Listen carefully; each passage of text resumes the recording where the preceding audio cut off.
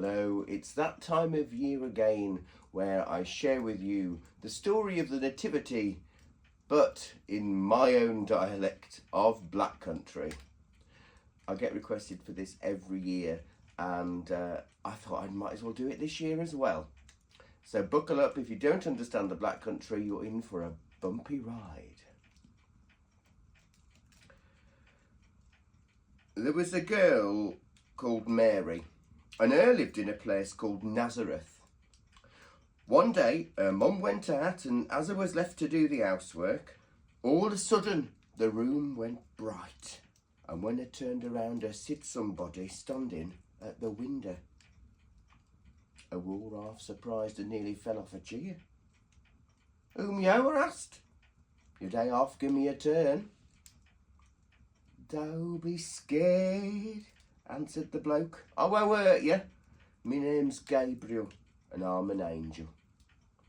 "Yo, I am you," said Mary. "I am," he replied, "and I've come to tell you summat." "What?" said Mary, because I was thinking about what a carry-on this was. "I'm going to have a babby." That shook her, and I said, "Don't be soft. I ain't married." "That don't make no difference," he answered. "If God says you'll have a babby, you'll have a babby. You will, and that's it. You got to call him Jesus." Mary was still a bit shook, so the angel said, "And I'll tell you something else. You ain't the only one who's going to have a babby. Your cousin Elizabeth is going to have one, and all. And there's an old woman." "Well, if you say so, I suppose that's it," said Mary. "Me chap won't be surprised." When he'd gone, Mary made up her mind to go and see Elizabeth and went off to Judah. Elizabeth was waiting at the gate when I saw Mary, and I said, "I ain't half glad to see you. But fancy her coming in your state." Mary answered, "An angel come and said me, and I'm going to have a babby in December." Elizabeth told Mary that her old man, Zacharias, stayed believer when I told him about the babby, and he was speechless. "He can't spake a word now," I said. The chap what Mary was engaged to was called Joseph. When Mary told him about the babby he was having, he didn't know what to think. He said, "Your mum will half kick up a chow row about it." Any road, he did get his hair off, and when he went to bed that night, an angel come to him in a dream. "Don't get mad at Mary about the babby," he told him. "It's God's son as having, and his name's Jesus. Somebody's got to have him or he won't get born. And your Mary was picked. So just Joe, madam, and my mate, there ain't nothing to worry about." Soon after they was married, Joseph come in and told Mary, "I've had a letter from the taxman, and that Caesar says we've got to go to where we was born to be taxed. So we got to traipse all the way to Bethlehem next week." Mary cooked some sandwiches and packed a few cakes and an apple. Then I made a bottle of tea, and when they'd had a decent breakfast, Joseph got the donkey out, put Mary on it, and away they went. "Cheer up, our kid, it ain't far now," Joseph told her. "We'll soon have a rest. Keep getting bricks and sand in my sandals, though." When they got into town, Joseph knocked on the door of an inn and asked for a double room. The bloke what answered said, "I can't help you. There's that many of 'em in here, I'm having to sleep in the passage." The next one was like it and all, but Joseph told the chap, "Ain't there anywhere we can go? My missus is out there on a donkey, and is going to have a babby soon." The chap scratched his head and said, "We cleaned out the stable after tea, so it ain't mucky. If I shift a couple of horses and a commel, you can keep down there." "We'll take it," said Joseph straight off. In the night, Mary woke up and said, "The babby's here." So Jesus was born, and they wrapped him up tight and put him in the manger what the horses ate out on. Mary and Joseph wore half proud. The innkeeper come in with his missus and bought Mary some hot milk. They thought Jesus was a Boston little lad, and the innkeeper said to Joseph, "You better come in and have a drink to wet his head." So he did. Up in the hills, there was some shepherds looking after the sheep. It was cold, so they were sitting by the fire, and they were letting their dogs do the work while they had something to eat and a smoke.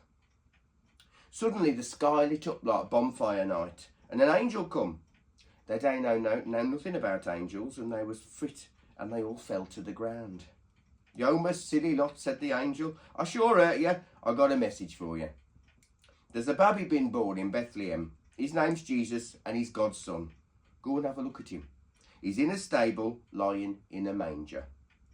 And he rode up. They come down the hill to Bethlehem. One said, "It's all right him saying we'll find the baby in a stable, but them all over the place. We could be looking for wicks." Then they heard their mates whistle and they found him outside a stable built in a cave. Someone whispered, "Don't make such a clatter, we're here." One knocked on the door and Mary called, "Come in." They took off their hats and went in on tiptoe. The chief shepherd said, "I do, missus. An angel told us to come in and see your baby." Mary smiled and beckoned them in. Joseph said, "Here he is. Come and look, but mind you don't breathe on his face." The shepherds knelt down round the manger and looked. "Are ye tiny?" said the youngest. "Are ye got little ons?" "Course he's tiny, you saft apeth," said the leader. "He's new, he?" "I know that," said the young un, "but you can't imagine God being little, can you?" Mary smiled and said, "I'll spin some wool and knit him a jumper, and his dad'll play the flute to make him go to sleep." The shepherds turned to go and little Jesus smiled. The leader said after it was wind, and all babbies did it, but he wore as sure as he made out. While all this was a-going on, 3 wise kings was in a country far away looking at stars. Suddenly one of them put down his telescope and called, "Come here, yo lot. I've found a star what war there afore, and it's half a big un." "You're right, mate," they said when they looked. "I bet that's the one that's to tell us a new king's been born." They checked up, and it was. One day they come to Jerusalem and went up to the palace and knocked on the door. A sentry opened it, and they asked, "Is the king in?" The sentry said, "Half a mo, and I'll go and have a look." The king's name was Herod, and he was in. "There's 3 kings to see you," said the soldier. "Oh, what?" said Herod. "Where?"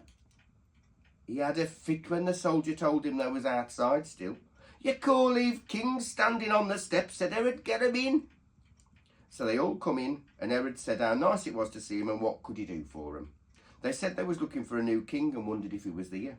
Herod said, "Yeah, but when you found him, drop in the way back so I can go and have a look myself." They said, "Righto," and off they went. When they'd gone, Herod said to himself, "There's only room for 1 king here, and I'm it.